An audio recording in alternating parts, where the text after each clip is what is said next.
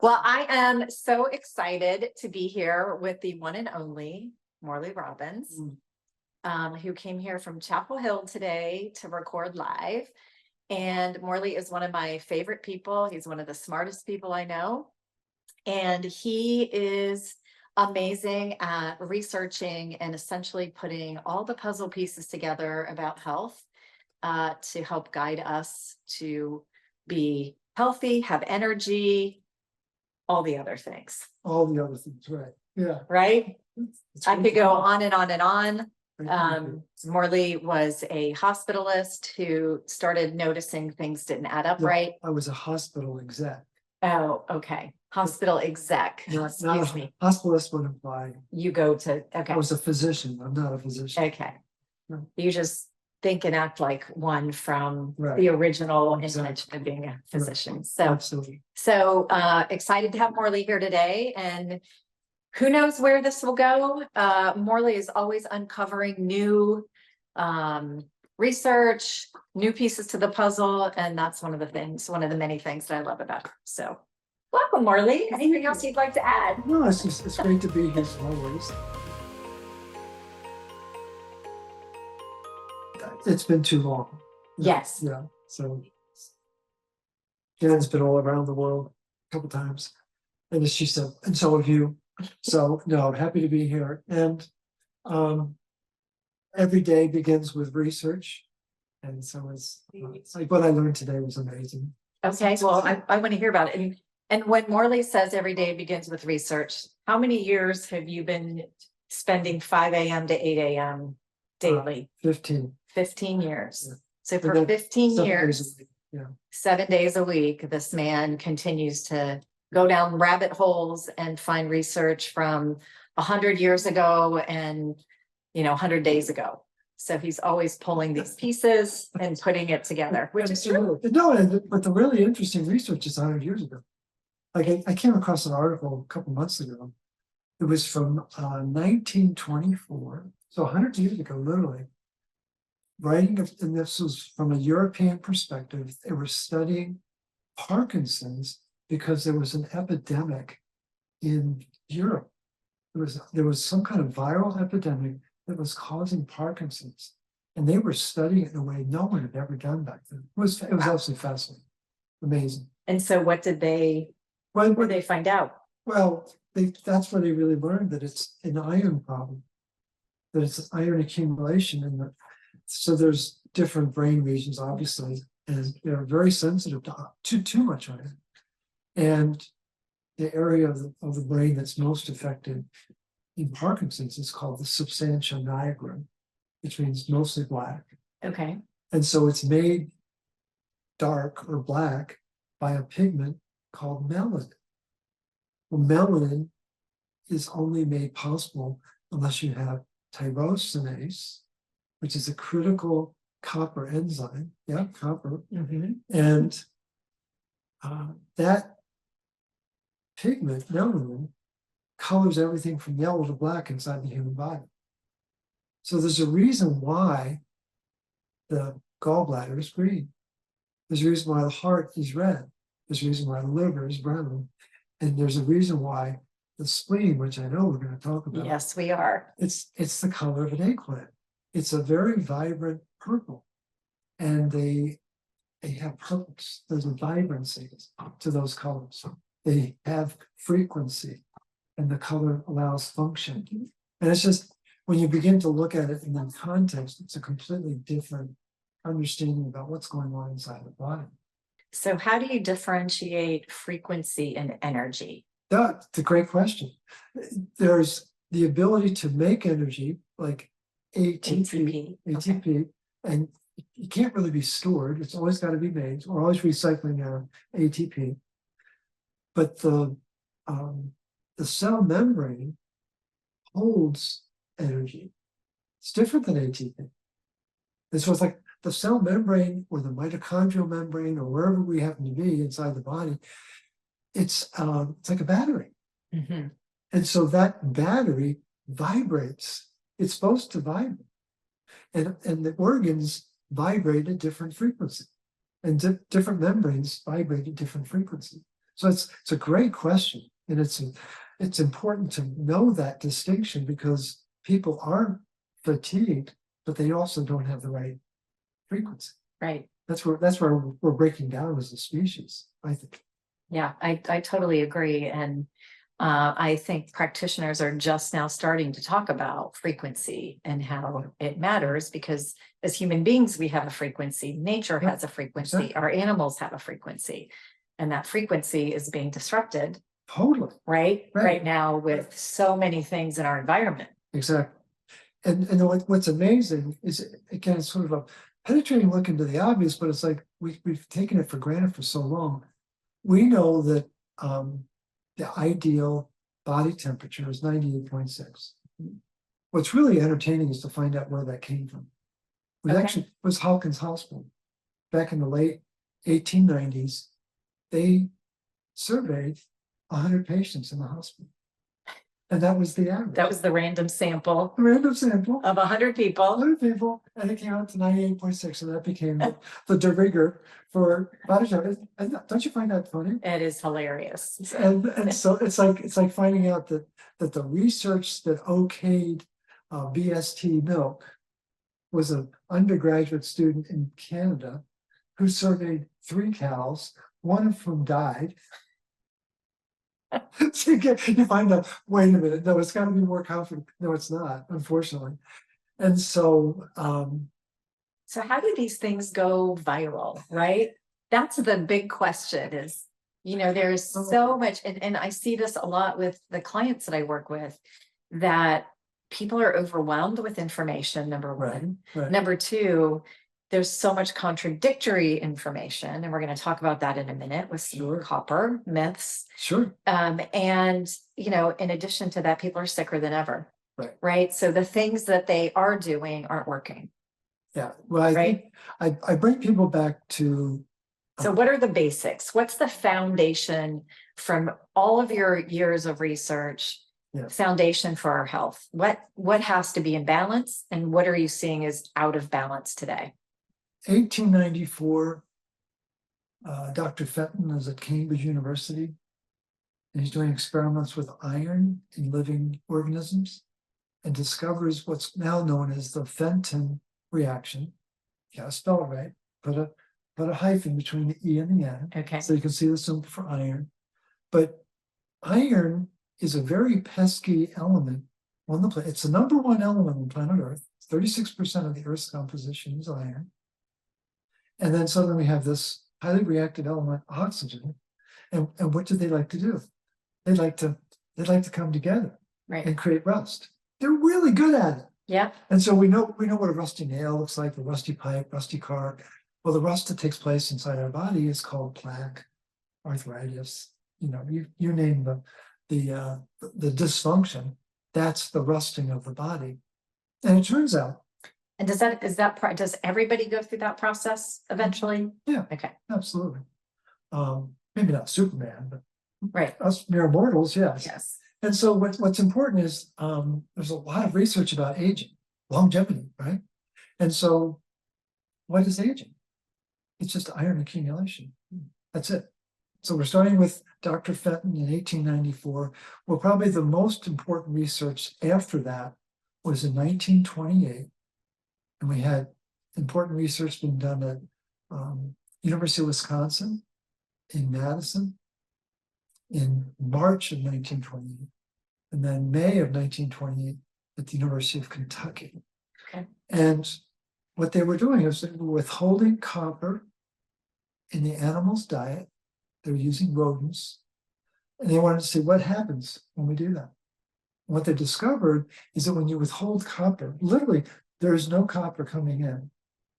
Iron accumulates in the liver of the animal, and it builds in the liver, and a lot of bad things happen as iron accumulates. The liver gets older. Right. It starts to slow down. It can't do its job. Can't do its job. And they say there's 500 enzymes that the liver is supposed to do, which is, I'll take them at their word. I don't know. That sounds like a lot. But the point is, the liver is critically important. But the liver is mostly fat. And it's a battery. energy is supposed to be stored in the liver. Well, if it's got a lot of iron, it doesn't work. So that's 1928. And we discovered the relationship between copper and iron. And what they were really zeroing in on is how's blood being made? How's energy being made? They really want to understand. And there were iron-centric scientists and there were copper-centric scientists. And way I would just characterize it is the iron-centric guys and gals won, and the copper-centric was put off to the side. And so the knowledge that was being developed in the 1920s, 30s, and 40s about copper are now stored with the Ark of the Covenant in the Indiana Jones warehouse. It's like, where is all that research? It's amazing research. Right. And so everything changed in 1941 when they started adding iron filings to the food system in the UK, Canada, and the United States, because iron filings are not our friend. And how do you know? So enriched with is one connotation on food, and many people believe if it says enriched with, it means there's something wonderful added to it. Absolutely not. right. So it's going to be either called fortified or enriched. The only people getting rich are the food manufacturers, right? Yeah. And so there's now 9 different forms of iron being added to the US food system. How many cause cancer? All 9. And most people don't know that. And most people don't know that cancer is an expression of iron metabolism. I mean, I think you understand that, but the average person doesn't know that. And so how did the iron accumulate in the tissue? Because there wasn't enough copper to regulate it and to circulate it. And so in the beginning of the Second World War was this radical change in the Western diet. And because you're wanting to know what happened. Well, that's what these are the big keystone events. And then So they started adding iron to our food, adding iron, adding sugar. adding lots of sugar. Lots of sugar. So then what happens in 1954, Eisenhower has his first heart attack, right? And so then they take fat out. Fat They're out. adding sugar in to make it taste good. Right, yeah. So you got these big, broad brushstrokes of change that people don't think about. But that's a massive change in the diet. To go from fat to sugar, like that, it's yummy, but it's not doing anything good inside. Right. And what's important for folks to know is that there is an axis with iron and sugar. There's another axis with copper and fat. And so you can't absorb copper unless you have fat in your diet. Well, guess what? And people are still very afraid of fat. Oh, they still are. They still are, yes. So when Jenn's talking about me 5 o'clock in the morning, I'm usually at Starbucks. and I just love to listen to people order their skinny lattes. Skinny latte, non-fat, low fat. I know. So all you have to do is go back. I don't know why these are popping through my Facebook feed, but the original Jazzercise originator, right? Yeah. I'm getting these videos coming across, and when I see the people in those videos, they look skinny. Like I would look at them and say, oh my gosh, they're too thin, right? Because we have slowly been brainwashed, right? Yeah. Into accepting that fat makes you fat. And so everybody took it out of their diet. And then in the meantime, added all these carbs and sugar and other things to make the food taste good. Yeah. And guess what? It's affected our health, our weight, our longevity, right? So it's fascinating, this big focus on longevity now. You hear a lot of very public figures talking about, oh, I'm going to live to be 178, 200. Right. Well, but all you have to do is take a look at them. And I'm like, wow, they don't look young. So there's still something missing in all these discussions about longevity from my personal perspective. Look at the movies from the 30s.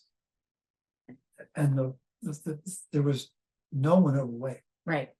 And cinched waists and full heads of hair. Right. Everything changed in 41. people don't know what adding iron, it's not our friend. We've been so conditioned that, oh, I'm anemic and I need more iron. Right. It's all programming. But the important thing, to answer your question, it's very long-winded, but I haven't lost sight of the question. Why should we be concerned? What's going on? What's changed? What's changed is this ubiquitous presence of a farming chemical that is basically decoppering the planet. And why are we here? Thanks to copper. It's why we're here. We really are. And there are people that would quibble with that. But the really honest astrobiologists are very deferential to copper and the changes that were enabled because of oxygen showing up on the planet. And people don't understand that, well, I've heard of oxygen, I've heard of copper. It's like the relationship is so intimate and so powerful. And so we're now faced with this conflict, what do we eat? Right. I was going to say, let's talk about What are some solutions? what are some solutions, right? Right. With this very dire outlook. Right. And it's sobering, but I don't think it's hopeless.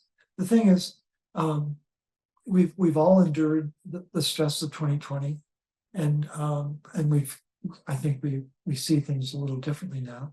But the important thing is to recognize that it was in April of that year that I renamed that whole dynamic. COV stood for copper's vanished. ID stands for iron's dysregulated.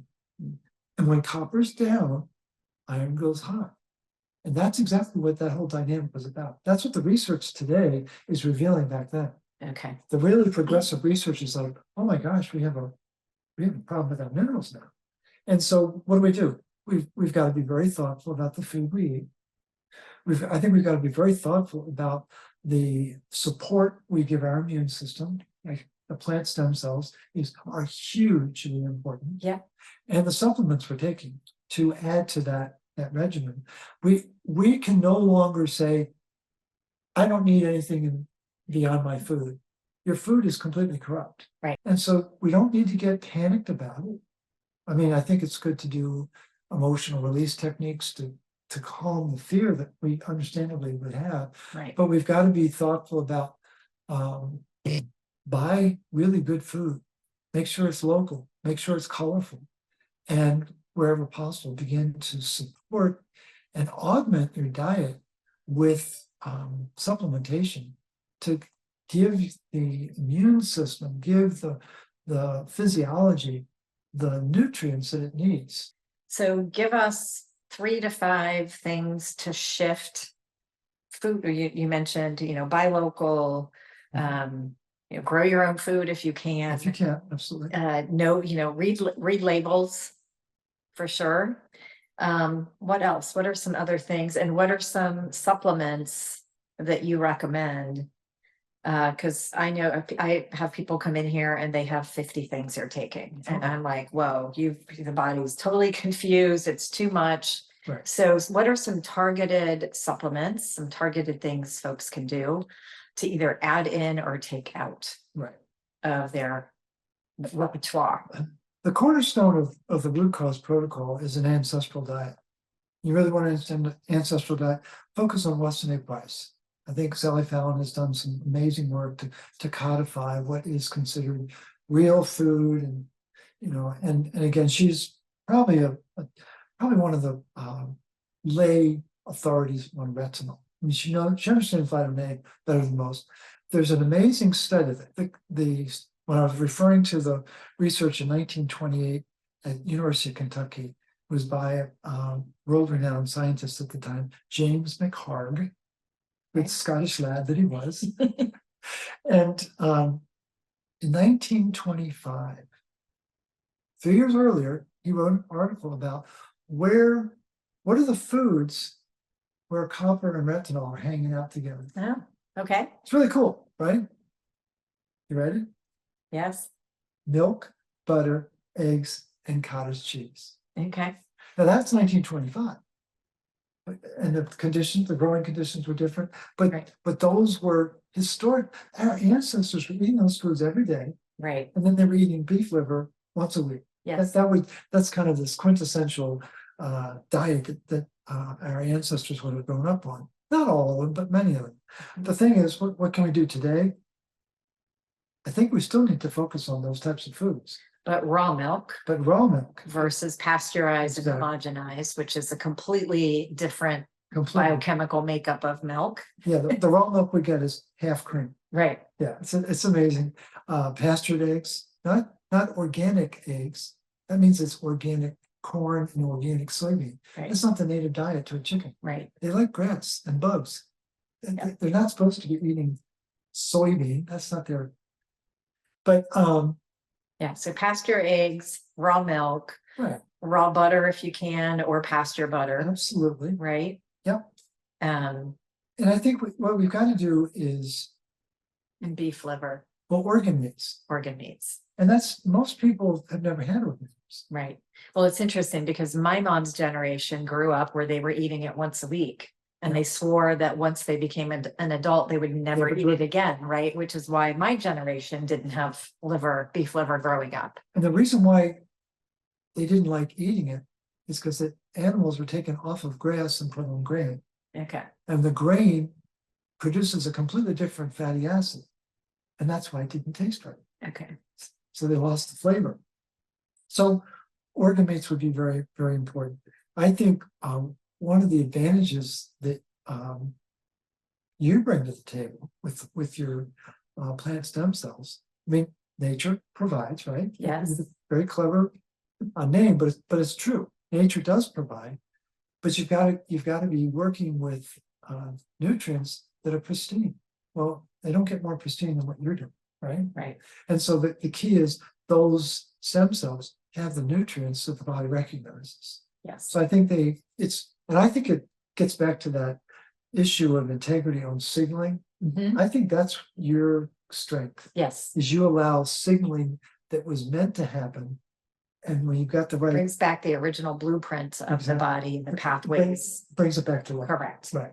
And so what the root cause protocol does is it focuses on critical stops and starts. The stops are: stop taking iron, stop taking calcium, stop taking zinc, stop taking ascorbic acid, stop taking vitamin D, please. I mean, it's just, and so there are actually about a dozen that we talk about. And all we're doing on the root cause protocol is getting it down to the fundamentals. The basics. Basics. Yeah. We're talking about minerals in general, magnesium and copper, very, very important. What we've developed is a bioavailable form of copper. It's called recuperate. And it's just taking desiccated beef liver, taking spirulina, a dash of turmeric, and with or without boron, depending on whether you want the boron. But then we're actually adding copper bisglycinate, which you could say, well, that's a violation. But it's like, we know how much copper you're getting. Right. That's what we're really trying to do. Because in the 30s, getting back to Jenn's question, what happened?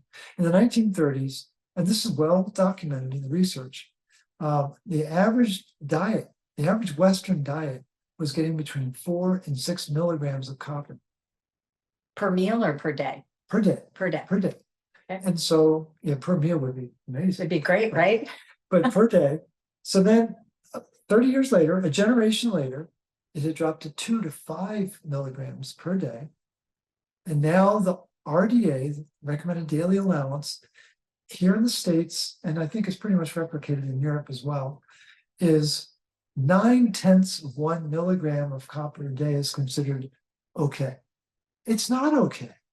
We need more copper. We need less iron.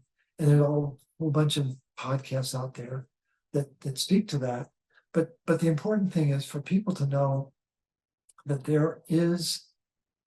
it doesn't take a lot to feel better. Right. It really does. I mean, it's embarrassing when you really begin, and what usually is getting in the way is people's fear that they're broken. Because when you don't feel right, you get afraid, and it's just human nature. And so I think what we do is help people embrace the fact that they need to let go of the fear. Right. And you're very good at it, and that's really one of the cornerstones of the RCP. But the key is getting people to realize that it doesn't have to be complicated. Right. It can be. There's the It phrase can be complicated when you go out into the world. I see people that get 20 different opinions, don't do this, don't do that, right? And I think that is probably the cause of a lot of the confusion. Absolutely. And we have access to an internet. So Dr. Google plays in a lot with people's perspective on, you know, how to start feeling better. And you could find 1,000 reasons why you don't feel well. Right. And that's why I really wanted to get Morley down to what is the foundation? What has caused us as a human race to go from being thin and vibrant and have energy to, you know, where we are today, which is sluggish, fatigued, filled with pathogens. yeah, but you know, toxic like we've never been toxic before, and have our minerals and vitamins be completely out of balance. Yeah, and it really isn't complicated. You think it is, you've been trained to think it is, but what it really comes down to is how easily and consistently can we make energy. So how does somebody know how deficient they are in copper, how overloaded they are in iron? What is it, through blood work? So what would you recommend to, you know, our audience for somebody who feels fatigue, has all these symptoms? How do they get some facts and data to give them where to point and shoot? So the simplest way to do it, take your age and multiply it times 365, and you're going to get a big 5-digit number. So we're led to believe that we have about 4,000 milligrams of iron in our body. No, Probably 25,000 milligrams of iron. so I'm 71, so I've got like 26,000 milligrams of iron. So it's a multiple. And so it's a really easy way to realize, oh my gosh, I've got way more iron than I realized. Because we've all been led to believe that we're anemic. That's the mantra. That's the mantra of Western medicine is you're anemic and you're copper toxic. So tell me why there's such a disconnect between that formula and what people are seeing in their blood work. Are they looking at the wrong things? I know this could be a whole podcast in and of itself. How much time? Yeah, we've got a few more minutes and I still want to get to that spleen. Oh, okay. So what's going on when a doctor reads blood work and says, oh, you're anemic or you're copper toxic? Help me close that gap between that and the formula you just shared. Okay, so there's iron in the blood, right? It's red, that's why it's red, but there's iron in the tissue. We're not thinking about the iron. So what's happening is the 80% of the iron in the body is hemoglobin. It's a waiter delivering oxygen, and then it's taking the carbon dioxide away, right? Right. So but it gets to the cell and it gets incorporated into the mitochondria.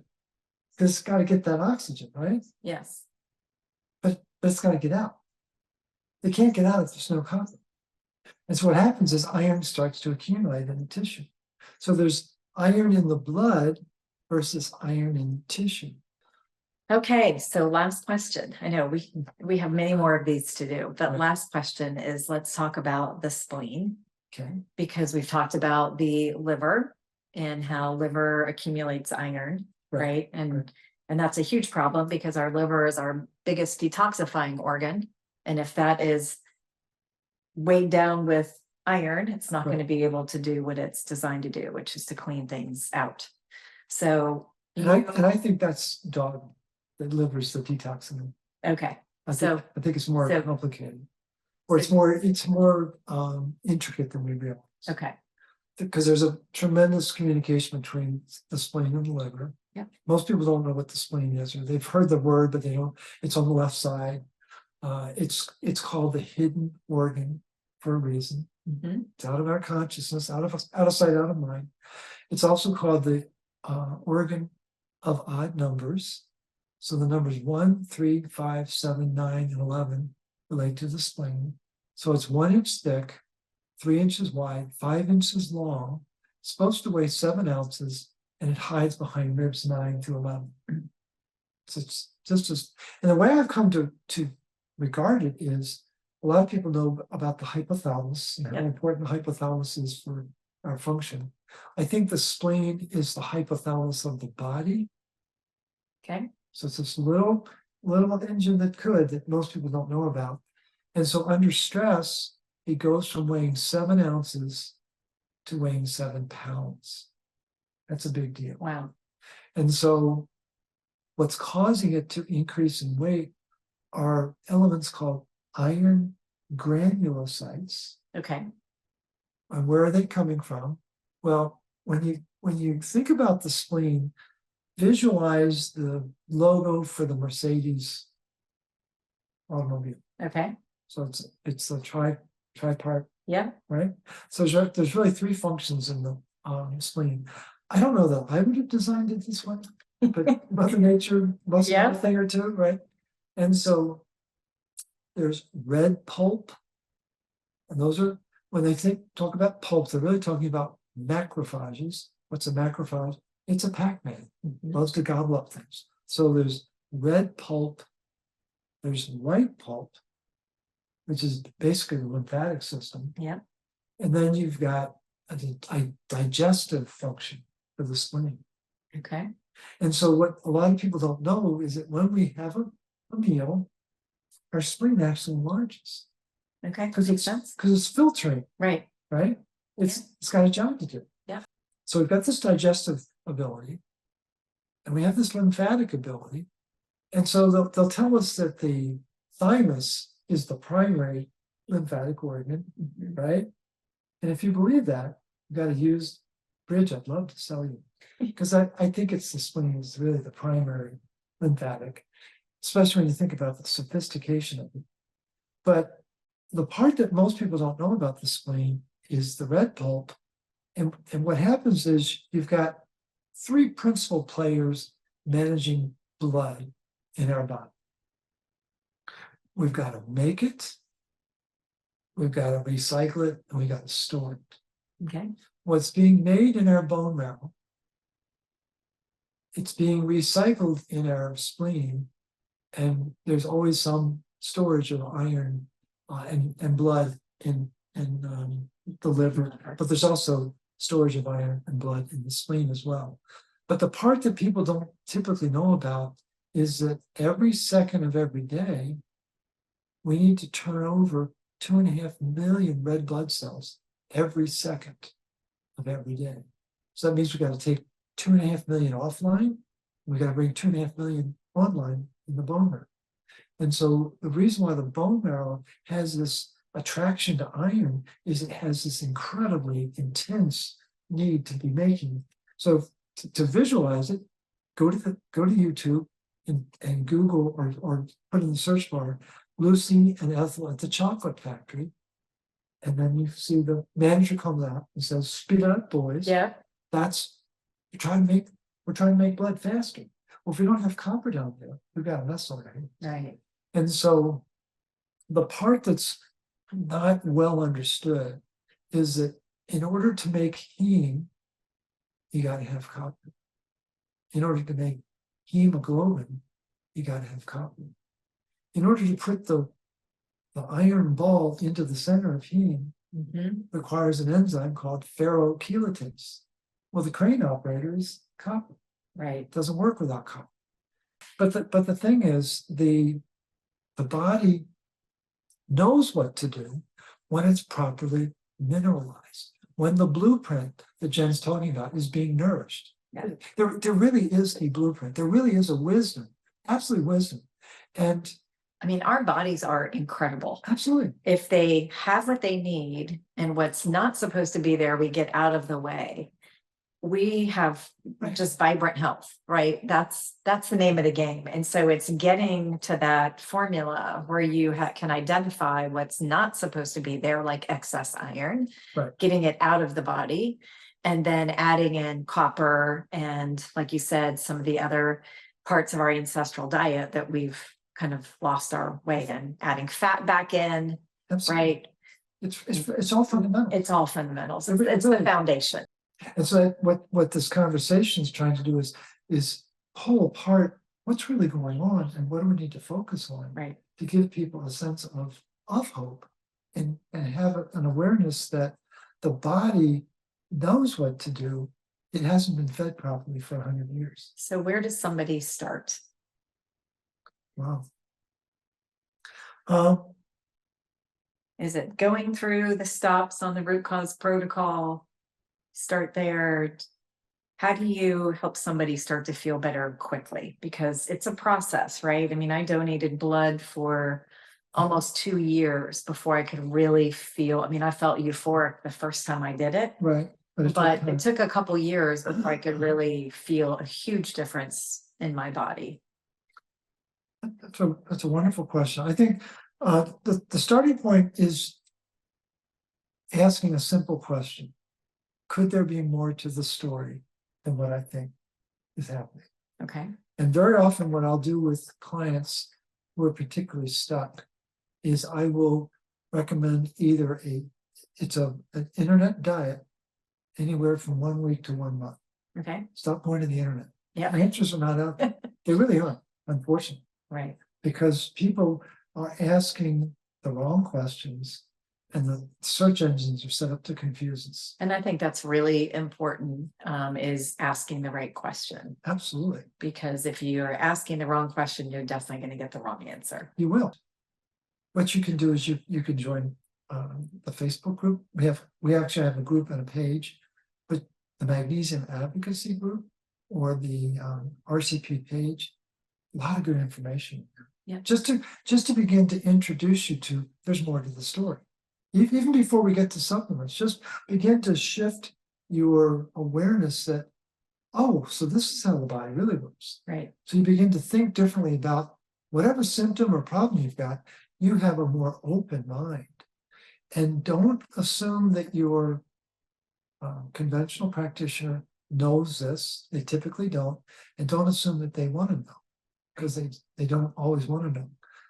They have wonderful hearts, wonderful minds, but they do what they've been trained to do. Yeah, it's the training, right? Same thing when I see a study that's done, I want to know who funded the study. It's the first question I've asked, right? I was in banking, so follow the money is a huge saying. And so I want to know who funded the study.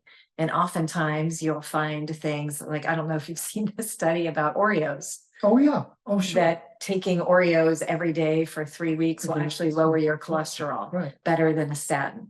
Right. So I'm just like, what? Right. That's the kind of stuff that we're up against, right? That's out there. That does not mean go eat a bunch of Oreos. No, because you're going to have other problems going on.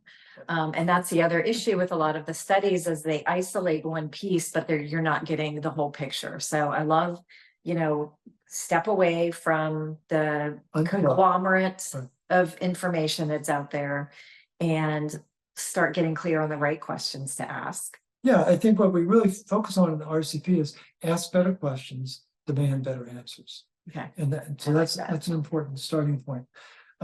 If you're a reader, get the book Cure Your Fatigue. It's a great overview. The front half is what's the problem, much what we've been chatting about today. What's the problem? The back half is what's the answer, what's the solution.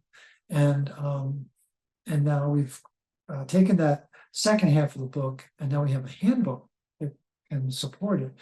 And it's got a lot of can anybody get access to the handbook? Anybody can get access. So they go to rootcauseprotocol.com. Yep.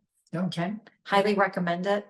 Yeah. Go to the resource tab, and then you can all you're going to do is donate your email. We'll respect that, protect it, but we'll send you the PDF for the handbook, and it just lays out why we make these declarations of stop this and start that. And is it perfect? No, of course it's not perfect. Right. Well, you evolve it, right? That's one of the things that I love about Morley is he learns something through new research, and he will, continue to update the handbook. I think when I went through the class, at least 2 or 3 versions, which is great.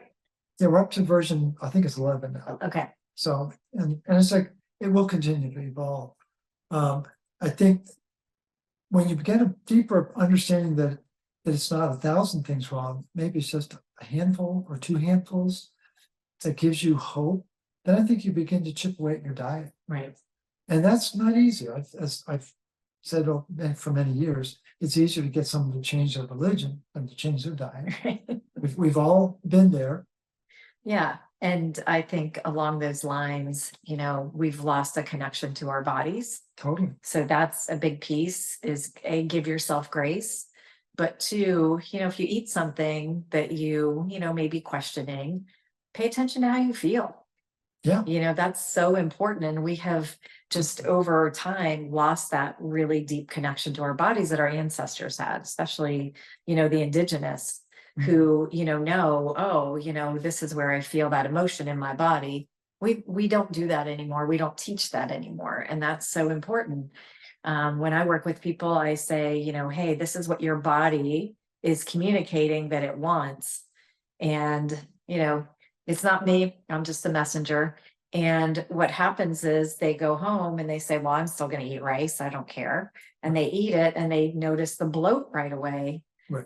And they start to make the connections to the foods they're eating, right? And how their body feels. And I think that's another important message is to start making that or remaking that connection.